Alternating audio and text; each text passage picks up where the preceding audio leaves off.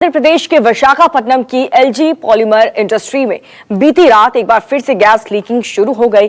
बताया जा रहा है कि गुरुवार को जिस टैंकर से रिसाव के चलते हादसा हुआ, उसी टैंकर से एक बार फिर से स्टारलीन गैस का रिसाव होने लगा है, जिसके बाद से 3 किलोमीटर के इलाकों में पड़ने वाले गांव को एहतियातन खाली कराए जाने लगा। हालात पर काबू पाने के मकसद से मौके पर फायर ब्रिगेड की करीब 60 गाड़ियां लगा दी गई हैं और साथ ही किसी भी आपात स्थिति से निपटने के लिए मौके पर एम्बुलेंस भी तैनात कर दिए गए। गुरुवार को गैस रिसाव के चलते 11 लोगों की जान चली गई और इस मामले को लेकर के एलजी पॉलीमर मैनेजमेंट के खिलाफ आपराधिक मामला दर्ज करने के साथ ही सीएम जगन मोहन रेड्डी ने मामले की जांच के लिए उच्च स्तरीय कमेटी का गठन भी कर दिया है। केजे श्रीवत्सन मेरे सहयोगी जुड़ चुके हैं। श्रीवत्सन, क्या हालात है फिलहाल?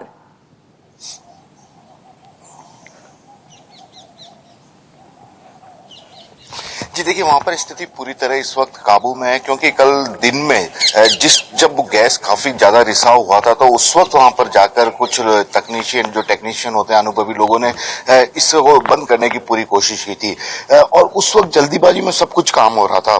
तो ऐसे में जो छोटे छोटे लीकेज पॉइंट थे उनका पता नहीं लगा था और आज कल रात को फिर से इसमें से जब लीकेज की कुछ लोगों ने शिकायत की थी और इस तरह के संकेत मिलने लगे थे कंप्यूटर पे कि कुछ और गैस लीकेज हो रही है, तो उसके बाद रातों रात जाकर उस अनुभवी टीम ने वहां पर इस लीकेज को बंद कर दिया। लेकिन सबसे बड़ी बात है कि आरआर वेंकटापुरम के आसपास के करीब जितने भी लोग रहते हैं, करीब 8 से 10 हजार लोगों की संख्या बताई जा रही है, तो उन सभी लोगों को अगले 48 घंटे तक सुरक्षित स्थानों पर भेज दिया गया है। इसके आसपास के इलाकों में वहां नहीं रहने दिया जा रहा है। और वहां के सीएम ने एक उच्च स्तरीय बैठक की मांग भी की है, जांच की मांग की है, उसको लेकर क्या और जानकारी मिल पा रही है?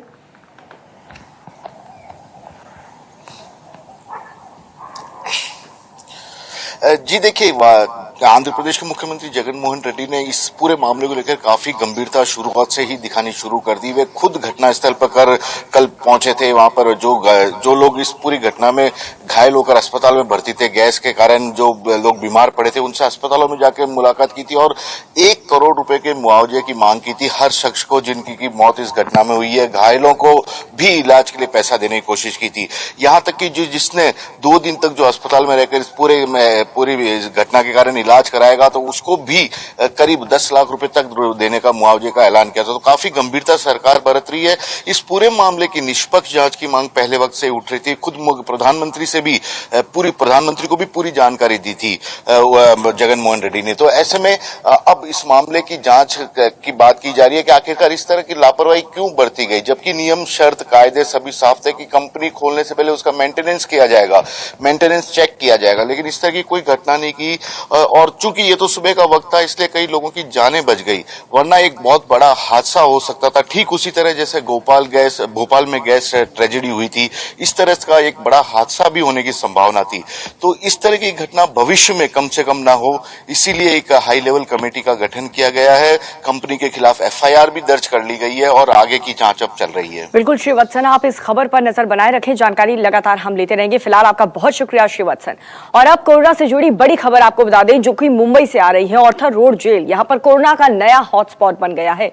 इस जेल में 103 लोग कोरोना पॉजिटिव पाए गए हैं। संक्रमितों में 77 कैदी और 26 जेल कर्मियों के शामिल होने की खबर है। मामला सामने आने के बाद सभी मरीजों को जीटी और सेंट जॉर्ज अस्पताल में शिफ्ट कराना शुरू कर दिया गया। मुंबई में संक्रमितों का जो आंकड़ा है वो 11,394 हो गया। मुंबई में पिछले 24 घंटे में 692 केस सामने आए, जबकि 24 और लोगों की मौत के साथ मृतकों का जो आंकड़ा है वो 437 हो गया है। विनोद जगदारे हमारे साथ जुड़ चुके हैं ज्यादा जानकारी के साथ। विनोद, ये जो नया हॉटस्पॉट बना है, 103 लोग इसमें कोरोना संक्रमित, बहुत बड़ी खबर है ये।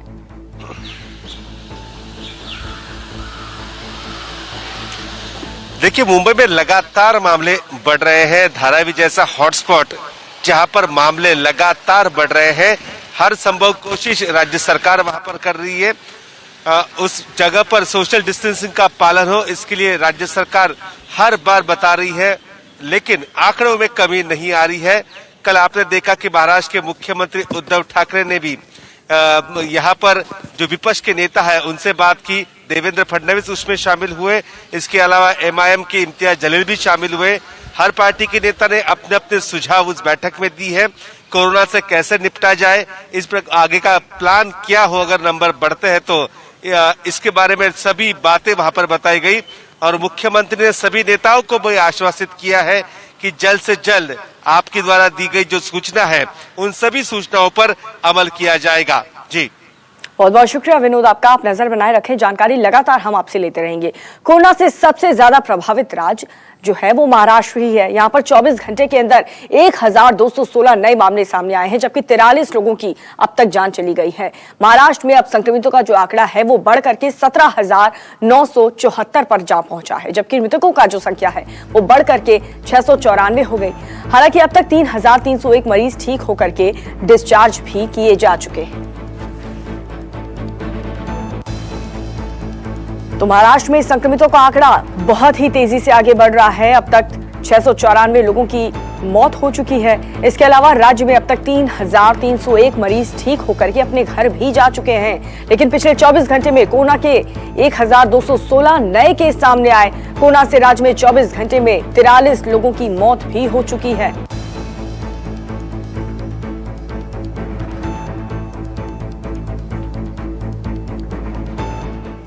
तो दिल्ली में कोरोना के एक दिन में सबसे ज्यादा मामले सामने आए हैं। यहां पर 24 घंटे में 448 केस सामने आए और इसके साथ ही यहां पर संक्रमितों की जो संख्या है वो बढ़ करके 5,980 हो गई है। जबकि और मौत के साथ आपको बता दें मृतकों का जो आंकड़ा है वो बढ़ करके 66 हो गया है। हालांकि यहां पर 1,931 लोग ठीक भी हो चुके हैं और अपने घर जा चुके हैं। पवन मिश्रा मेरे सहयोगी जुड़ चुके हैं ज्यादा जानकारी के साथ। पवन, दिल्ली में भी हालात बिल्कुल भी सुधर नहीं रहे हैं। 24 घंटे में बहुत सारे नए केसेस सामने आए। तो पूरी दिल्ली को रेड जोन में घोषित किया गया था, लेकिन सबसे अगर इसमें कहें कि ये कहा गया कि अर्थव्यवस्था सुधारने की बात कहने के बाद दिल्ली के अलग अलग जगहों पर 152 ठेके जो खोले गए, नए जो मामले कल शाम को आए हैं उसमें 4 जो है केसेस ऐसे पॉजिटिव सामने आए हैं जो कि वो व्यक्ति शराब लेने के लिए गया था और 4 दिन पहले की वो बात है जब अभी टेस्ट की हो रही है, बात हो रही है, और एक व्यक्ति आईसीयू में एडमिट हो गया है।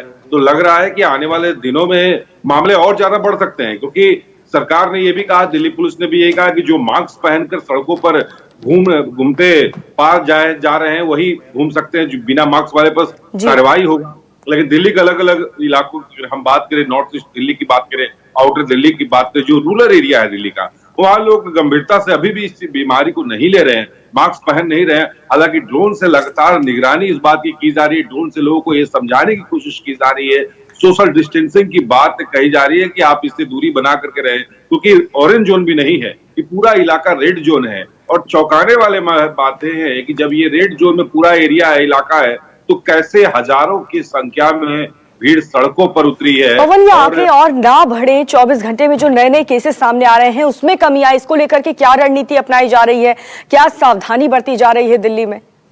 बिल्कुल, जिस तरह से मामले अब निकल करके सामने आए और ये भी मामला सामने आया कि अस्पतालों के बेड अब खाली नहीं है, उसको देखते हुए सरकार ने अब ई टोकन का व्यवस्था किया है, क्योंकि जो भीड़ थी, जो सोशल डिस्टेंसिंग की जो बात कही जा रही थी वो लोगों उसमें से नहीं हो रही थी ठेके खुलने के बाद, अब ई टोकन एक नया प्रावधान लाया कि ई टोकन के जरिए प्राइवेट एजेंसी को दिया जाएगा, शराब की जो डिलीवरी है घर पर किया जाएगा। अब उसके बाद अब क्योंकि सरकार की इसमें किरकिरी हो रही थी, दिल्ली पुलिस ने साफ तौर पर कहा कि उनके पास महिला पुलिसकर्मी नहीं है, क्योंकि महिलाओं की भी संख्या बड़ी तादाद में महिलाएं भी ठेके पर जा रही थी, तो उन्होंने साफ तौर पर यह कहा कि आप अपने सिविल डिफेंस के कर्मियों को ही सड़कों पर उतारे, उनके पास भीड़ को कंट्रोल करने के लिए उनके पास अब पुलिस बल नहीं है। क्योंकि अगर देखा जाए 70 से अधिक मामले पैरामिलिट्री फोर्सेस में, सीआरपीएफ की बात करें, आईटीबीपी की बात करें, बीएसएफ की बात करें, जो कि दिल्ली पुलिस के साथ मिलकर सिक्योरिटी संभालने का काम कर रही थी, वो भी कोरोना पॉजिटिव पाए गए। और लगातार दिल्ली पुलिस के अलावा 80 दिल्ली पुलिस के, माफ कीजिएगा, 81 दिल्ली पुलिस के जवान जो हैं, जिसमें इंस्पेक्टर स्तर के अधिकारी भी हैं, क्वारंटाइन किए गए हैं या पॉजिटिव पाए गए। तो पूरा जो देखिए पूरा मामला अगर देखें तो दिल्ली पुलिस ने साफ तौर पर कहा कि उनके पास महिला पुलिसकर्मी नहीं है, भारी संख्या में पुलिस बल नहीं है, वो सुरक्षा संभाले या ठेके पर जाने वाले लोगों को सोशल डिस्टेंसिंग के मायने समझाए। तब सरकार ने जाकर के ये कदम उठाया है कि प्राइवेट एजेंसी को लेकर के जो है होम डिलीवरी की बात कही गई है। लेकिन चौंकाने वाली बात इसमें आप देखिए कि पूरे दिल्ली में रेड जोन है और हजारों की संख्या में भीड़ सड़कों पर है, और कैसे इसमें ग्राफ नहीं बनाया गया। अगर इस ग्राफ को बनाया जाता तो शायद जो है जो डिस्टेंसिंग की बात कही जा बिल्कुल सही कह रहे रही हैं पवन आप। बहुत सारी सावधानियां यहाँ पर बरतने की जरूरत है। बहुत बहुत शुक्रिया पवन आपका इस जानकारी के लिए। और बात करेंगे गुजरात की, जहां पर गुजरात में कोरोना अपने सबसे खतरनाक स्तर पर पहुंच रहा है। और अहमदाबाद ऐसा शहर है जहां पर पिछले 24 घंटे में 275 नए केसेस सामने आए और 23 लोगों की मौत हो चुकी है, जिसके बाद कोरोना के मरीजों की संख्या 4991 तक पहुंच गई और अब तक 321 लोगों की मौत हो चुकी है। वहीं पूरे गुजरात की अगर बात करें तो पिछले 24 घंटे में 388 नए मामले सामने आए और 29 लोगों की मौत हो चुकी है, जिसके बाद से राज्य में कोरोना मरीजों की संख्या बढ़ करके अब 7013 हो चुकी है। और इन्हीं बढ़ते मामलों को देखते हुए लॉकडाउन का सख्ती से पालन भी कराया जा रहा है और फोर्स की भी तैनाती कर दी गई है।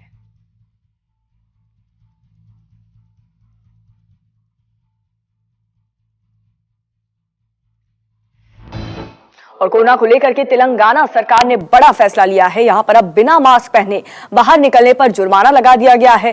मास्क पहने बिना सार्वजनिक जगहों पर पाए जाने पर भी 1000 रुपए का जुर्माना वसूला जाएगा। आपको बता दें कि तेलंगाना में पूरे महीने के लिए लॉकडाउन को बढ़ा दिया गया है। यहां पर अब तक कोरोना के 1122 मामले सामने आ चुके हैं, जबकि 29 लोगों की जान अब तक जा चुकी है।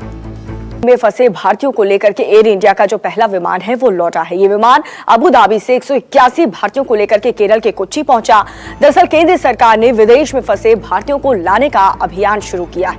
उसी मिशन वंदे मातरम के तहत पहली 2 फ्लाइट यूएई से भारत पहुंची।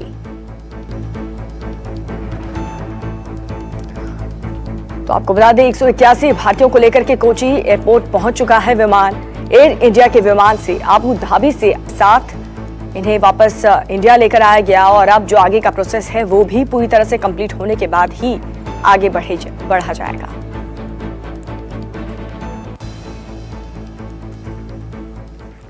विदेश से आने वालों को 14 दिन के लिए क्वारंटीन किया जाएगा। दिल्ली सरकार ने यह भी साफ कर दिया है कि क्वारंटीन के लिए उनसे 14 दिनों का खर्च लिया जाएगा। वहीं मुंबई वापस आने वाले भारतीयों के लिए बीएमसी ने शहर के 88 होटलों में 3343 कमरे जो है वो रिजर्व रखे हैं, जहां पर वापस आने वालों को क्वारंटीन किया जाएगा।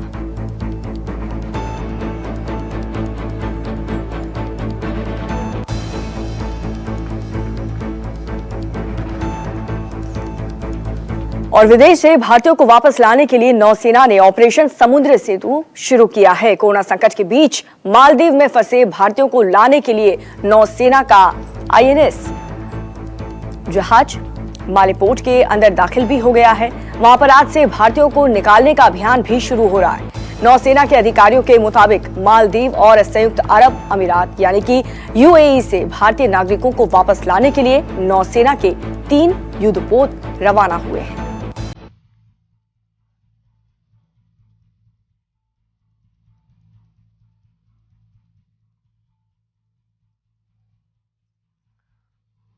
और अब एक अहम खबर, जापान ने कोरोना की दवा को मंजूरी दी है। जहां कोविड-19 के इलाज के लिए गिलीड साइंस कंपनी की रेमडेसिविर नाम की दवा को मंजूरी मिल चुकी है। जापान के स्वास्थ्य मंत्रालय ने कहा कि ये देश में कोरोना महामारी से निपटने के लिए आधिकारिक तौर पर मंजूरी दे दी गई है। जापान ने इस दवा पर 3 दिन के परीक्षण के बाद ये फैसला लिया।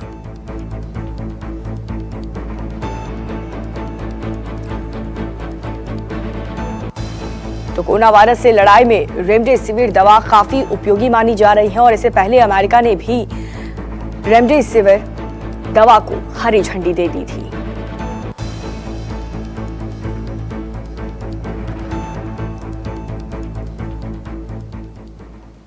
और यूपी सरकार ने शराब की बिक्री के लिए नए दिशा निर्देश जारी किए हैं। निर्धारित एमआरपी से अधिक दर पर शराब बेचने वालों के खिलाफ अब कठोर कार्रवाई होगी। आपको बता दें प्रमुख सचिव आबकारी ने निर्देश दिए हैं कि जो भी दुकानदार प्रिंट रेट से अधिक पर शराब बिक्री करते हुए पकड़ा जाएगा उस पर भारी जुर्माना लगाया जाएगा। अधिक रेट पर बेचने पर पहली बार पकड़े जाने पर 75,000 रुपए का जुर्माना लगेगा और दूसरी बार यदि पकड़े गए तो 1,50,000 और तीसरी बार पकड़े जाने पर लाइसेंस ही रद्द कर दिया जाएगा। हालांकि यूपी सरकार ने शराब के दाम बढ़ा दिए हैं, लेकिन ये बढ़ोतरी 11 मई से लागू किया जाएगा।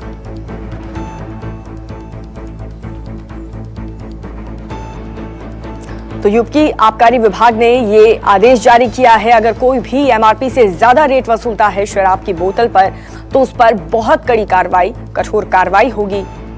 पहली बार अगर पकड़े गए तो 75,000, दूसरी बार अगर पकड़े गए तो 1,50,000 और यदि तीसरी बार भी ज्यादा पैसे वसूलते हुए पाए गए तो लाइसेंस रद्द कर दिया जाएगा।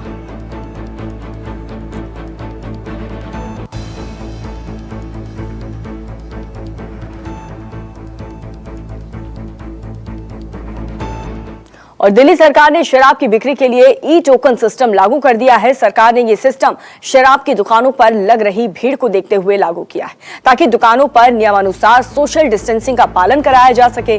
शराब की दुकानों पर भीड़ को देखते हुए दिल्ली सरकार ने इन समस्याओं का समाधान निकालते हुए ई कूपन सिस्टम में शराब बिक्री कराने का फैसला लिया ताकि लोग दुकानों पर भीड़ में न जाएं और कोरोना के फैलाव को रोका जा सके। लिहाजा दिल्ली सरकार ने एक वेब लिंक भी अब जारी किया है।